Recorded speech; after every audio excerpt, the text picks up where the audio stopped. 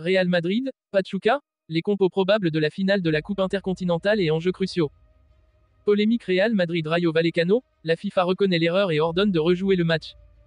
Ce mercredi, le Real Madrid et Pachuca se retrouvent à Doha pour la finale de la Coupe intercontinentale, un match tant attendu qui opposera l'un des clubs les plus titrés d'Europe et du monde à une équipe mexicaine ambitieuse, désireuse de marquer l'histoire. Le coup d'envoi sera donné à 18 h, heure française, et ce sera une confrontation décisive pour déterminer qui remportera ce prestigieux trophée de la FIFA. Les enjeux sont importants pour les deux équipes, avec des objectifs bien différents mais une même soif de gloire. Le parcours de Pachuca en Coupe intercontinentale. Pachuca, club mexicain réputé pour sa solide tradition en compétition internationale, est arrivé en finale après un parcours difficile. En demi-finale, l'équipe mexicaine a dû recourir au tir au but pour se défaire d'Al-Ahly, une performance qui met en lumière la résilience et la solidité de cette équipe. Bien que leur victoire ait été âprement disputée, Pachuca a prouvé qu'il était capable de résister sous pression et de briller dans des moments décisifs. En finale, ils auront face à eux le géant européen, le Real Madrid, une équipe bien plus expérimentée sur la scène mondiale, mais qui devra tout de même se méfier de l'ardeur de l'équipe mexicaine, prête à tout pour décrocher un trophée historique. Pour Pachuca, cette finale représente non seulement un rêve de gloire internationale, mais aussi l'opportunité de marquer l'histoire du football mexicain en conquérant l'un des trophées les plus prestigieux du football mondial. Le parcours du Real Madrid en 2024.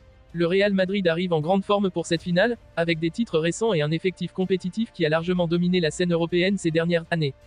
Après avoir remporté la Ligue des Champions lors de la dernière édition, l'équipe dirigée par Carlo Ancelotti a ajouté la Supercoupe d'Europe à son palmarès, en battant l'Atalanta cet été. Cette victoire a renforcé la position du club en tant que leader du football mondial, et une victoire en Coupe intercontinentale permettrait au Real de clore l'année 2024 sur une note très positive. L'équipe est particulièrement motivée pour décrocher ce titre, qui serait leur deuxième trophée international de la saison et viendrait s'ajouter à un palmarès déjà impressionnant. Cependant, le Real Madrid doit rester vigilant, car malgré sa domination en Europe, cette équipe reste vulnérable à des équipes bien préparées et déterminées comme Pachuca. Carlo Ancelotti, l'entraîneur italien, saura préparer ses joueurs pour cette finale, bien consciente que la Coupe intercontinentale est un objectif supplémentaire à ajouter à la longue liste de titres du club. Le XI de Carlo Ancelotti pour la finale, un 11 de gala. Carlo Ancelotti, l'entraîneur du Real Madrid, devrait aligner son meilleur 11 pour cette finale, cherchant à mettre toutes les chances de son côté pour décrocher ce deuxième titre de la saison. L'équipe devra être prête à tout donner pour cette rencontre, et chaque joueur sera essentiel à la réalisation de cet objectif. En défense, Ancelotti devrait aligner une défense très solide, composée de Tchouaméni et Rudiger comme défenseurs centraux, avec Lucas Vázquez et Fran Garcia sur les côtés. Ce quatuor devrait permettre au Real Madrid de tenir tête à l'attaque de Pachuca tout en restant capable de construire de l'arrière. Au milieu de terrain, la paire dynamique Ceballos et Valverde devrait être complétée par deux autres jeunes talents, Eduardo Camavinga et Jude Bellingham. Ce quatuor est particulièrement redoutable, avec une capacité à récupérer rapidement le ballon, à contrôler le jeu et à accélérer le rythme de la rencontre. Le retour de Ceballos, en particulier, pourrait apporter une touche de créativité et de solidité au milieu de terrain. En attaque, Kylian Mbappé, bien qu'il soit de retour de blessure et convocable pour cette rencontre, devrait commencer sur le banc. C'est donc Vinicius Junior et Rodrigo qui devraient être titularisés en attaque, avec leur vitesse et leur capacité à percer les défenses adverses. Les deux jeunes Brésiliens seront les atouts offensifs clés du Real Madrid pour cette rencontre. Le XI probable du Real Madrid pour la finale de la Coupe intercontinentale est donc Courtois, Vázquez, Tchouaméni, Rudiger, Fran Garcia, Ceballos, Camavinga, Valverde, Bellingham, Vinicius, Rodrigo. Le XI probable de Pachuca, une formation solide et prête à surprendre. De son côté, Pachuca, entraîné par un staff très expérimenté, se prépare à livrer un combat acharné. Le coach mexicain alignera probablement une formation qui mise sur la solidité défensive et la contre-attaque. Les joueurs clés de l'équipe, notamment les défenseurs et le milieu de terrain, devront être prêts à stopper les assauts du Real Madrid tout en exploitant les opportunités en attaque. Le XI probable de Pachuca pour la finale est Morán, Rodríguez, Cabral, Micolta, González, Montiel, Pedraza, Bautista, González, Idrissi, Rondon. Où suivre la finale. Pour les fans européens, le match sera diffusé en France sur beIN Sports 2, tandis que Movistar Plus proposera la rencontre en Espagne. Les téléspectateurs suisses pourront suivre le match via DAZN, tandis que les spectateurs en Afrique du Nord et au Moyen-Orient pourront s'abonner à beIN Sports MENA pour suivre l'événement. Enjeu de la rencontre. Cette finale n'est pas qu'une simple rencontre de football, elle représente un défi majeur pour les deux équipes. Le Real Madrid, après une année 2024 impressionnante, vise à ajouter un autre trophée à son palmarès déjà bien garni. Un second titre cette saison renforcerait encore davantage l'héritage du club sous la direction d'Ancelotti. Pour Pachuca, cette finale est l'occasion de réaliser un exploit historique et de s'imposer comme une grande équipe internationale sur la scène mondiale. Les deux équipes arriveront donc motivées et prêtes à en découdre. Si le Real Madrid part avec l'étiquette de favori, Pachuca saura, sans aucun doute, apporter de la surprise et des rebondissements, espérant saisir la moindre occasion pour créer l'exploit. L'issue de ce match décidera qui repartira avec le trophée tant convoité de la Coupe intercontinentale, et cette rencontre pourrait marquer un tournant pour l'une ou l'autre des équipes.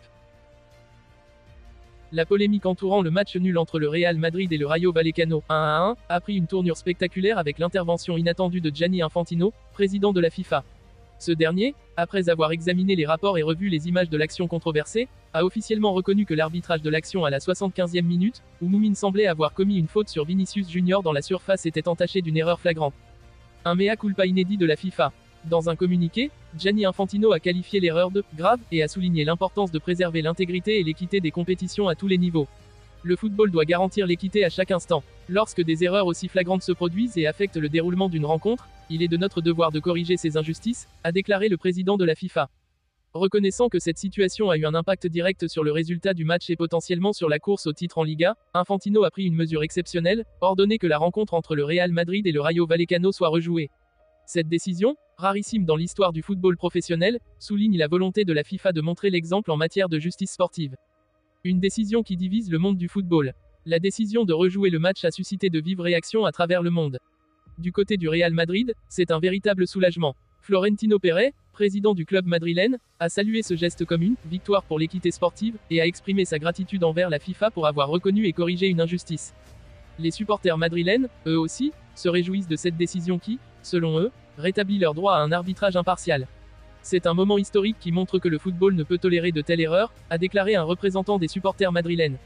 Cependant, d'autres voix se sont élevées pour critiquer cette décision. Le Rayo Vallecano a publié un communiqué exprimant sa surprise mais affirmant respecter la demande de la FIFA. Certains clubs de Liga, notamment ceux qui luttent également pour le titre ou les places européennes, se disent préoccupés par le précédent que pourrait créer une telle mesure. Les raisons de l'intervention de la FIFA. L'action en question, survenue à la 75e minute, a vu Vinicius Junior être déséquilibré par Moumine dans la surface de réparation. Alors que tout le stade attendait un penalty, l'arbitre Martinez Munuera, soutenu par la VAR, a décidé de ne pas siffler. Cette décision a provoqué une onde de choc dans le monde du football, d'autant plus que quelques jours après le match, l'arbitre lui-même a reconnu s'être trompé dans son interprétation de l'action.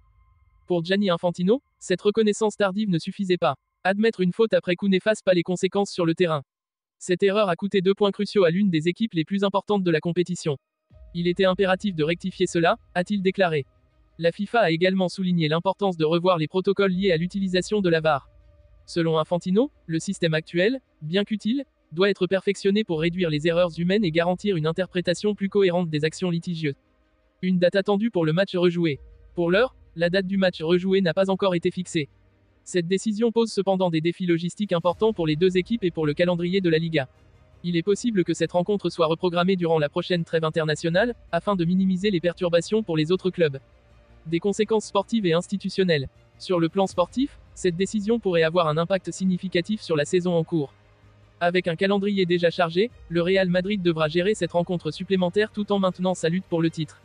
Carlo Ancelotti, l'entraîneur madrilène, a salué cette décision mais a insisté sur la nécessité de se concentrer sur les prochains matchs. Nous avons obtenu justice, mais nous devons rester concentrés sur nos objectifs.